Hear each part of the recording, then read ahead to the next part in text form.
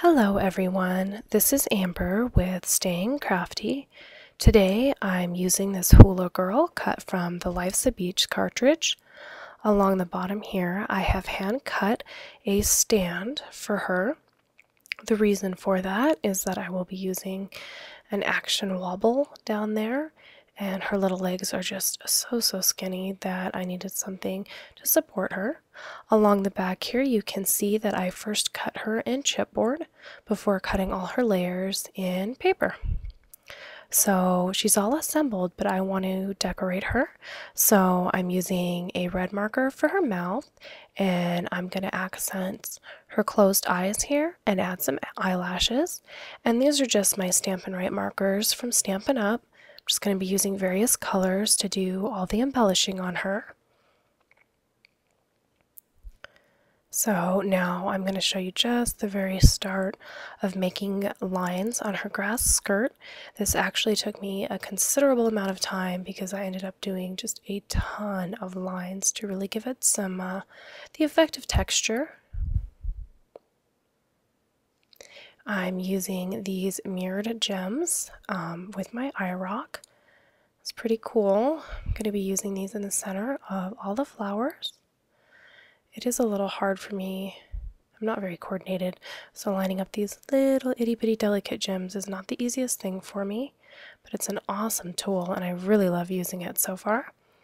So I put the one in the center of the big flower there, and then I'll just show you just one on her Leia. I ended up doing the entire thing, but I'm just going to show you putting the first one on, and I'm sure you get the idea of how the rest of them went. So now I'm going to be doing some more work with a marker, and I'm drawing in some lines for her hair. I didn't draw any lines up toward the top very center of her head, kind of where the part of her hair would be. That's just the way I chose to do it, kind of give it an effect, I guess. I wish the camera picked up these lines a little better because it really is changing the look of the image with each part that I enhance with the marker lines, but you should be able to see in the finished photo. Now I'm going to be using some stickles. I'm just using a yellow color here. I completely covered the yellow part of the flower, and then I'm just going to outline the red part of the flower. I thought that gave a really cool effect. I didn't want to completely fill it in, but I like this kind of border that I created with the stickles. I decided to go back and add a belly button for her. Felt like she needed one. And I'm just going to add just a line of green stickles along the top of her skirt. This actually had a practical reason to kind of cover up the top of my lines. Now this is a frame I created, and it's 8.5 by 11, and it's 1 inch deep. So that makes the inner window 9 by 6.5, and this is just some a transparency sheet I bought at my local office supply store and attached with my ATG tape. Now here's where the fun of the card starts. I'm going to be creating the look of a dashboard for my Hula Girl. So this is just a rectangle with a circle welded to it. Obviously you can see quite a bit of that circle is cut off when I flip it over. Just kind of a corner of that circle, but the idea is that we're building a dashboard. So you'll see that start to come together here in a minute. And now I'm working with another little portion of a circle, and this one was like a circle frame that I'm using a portion of, and I'm putting some pop dots on the back, and this is going to go ahead and form the steering wheel of the dashboard. It's kind of a cool effect. The pop dots, I think, really bring it to life. So you can see there goes our steering wheel. Now this is just a really cool part. I got some really affordable mirrored cardstock from Target. It came in a 2-pack for $1, and I used that to create a rear view mirror. And I just took 3 of this shape. I don't even know what it's called, like a trapezoid or whatever. 1 larger, 1 smaller, and then 1 real tiny one for the flap at the bottom. I just flipped that one upside down, and I'm going to adhere this to the back instead of to the front, and the only reason for that is that I don't want it to get in the way of my Hula Girl wobbling, so I thought it would be better just to have it out of the way.